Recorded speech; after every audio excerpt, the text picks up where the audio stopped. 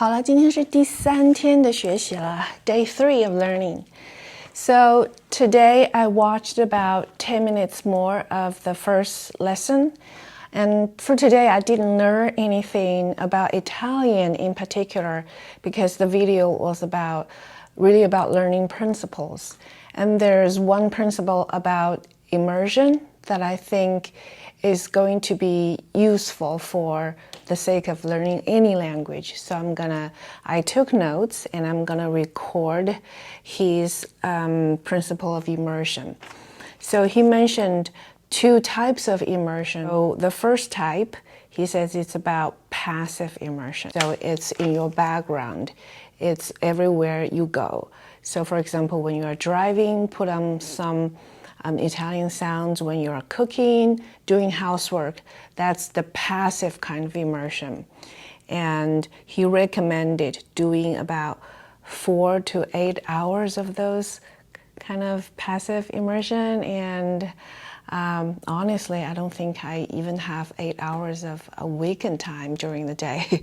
So I don't know how to do that. Maybe I'll just do when I'm driving and making dinner, cleaning the floor, so on. And one type of material he mentioned is that there is a specific channel that's called QVC Italia. It's basically a TV shopping channel. 就有点像我们中国的那个带货直播的 channel. So it's all about selling things. Folks talk fast.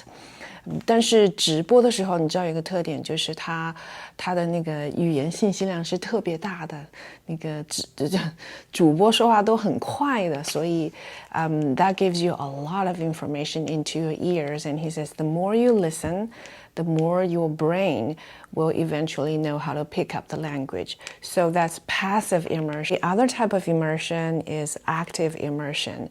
It's basically your study sessions, right, where you actually focus your attention on learning a language. He recommended maybe doing 20 minutes, 30 minutes a day if you have time. It's better to be consistent and you allocate the time and attention to pay specific attention to your learning. And this kind of immersion, he recommends not to use content created for native Italian speakers. So for example, the QVC Italia shopping channel is not going to be a good one because that's for native speakers. We'll need to use materials created for learners. So for example, his lessons or any kind of Italian lessons would be the kind of material for active immersion. So that's something useful, I think, for today. Passive immersion, longer Italian content, and active immersion, shorter each day, focused, active, using materials created for learners. So that's all for today. Keep on learning. Ciao!